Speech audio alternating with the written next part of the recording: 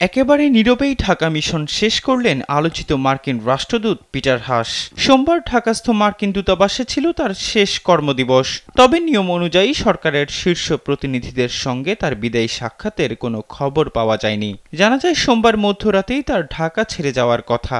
চলতি বছরের শুরুতে বাংলাদেশে যুক্তরাষ্ট্রের পরবর্তী রাষ্ট্রদূত হিসেবে কূটনীতিক ডেভিড মিলিকে মনোনয়ন দিয়েছেন মার্কিন প্রেসিডেন্ট জো বাইডেন। ফলে এবার ঢাকাস্থ মার্কিন মিশনের দায়িত্ব নেবেন ডেভিড মিলি। জানা গেছে পিটার হাস যুক্তরাষ্ট্রে ফিরে স্বেচ্ছায় অবসরে যেতে চান।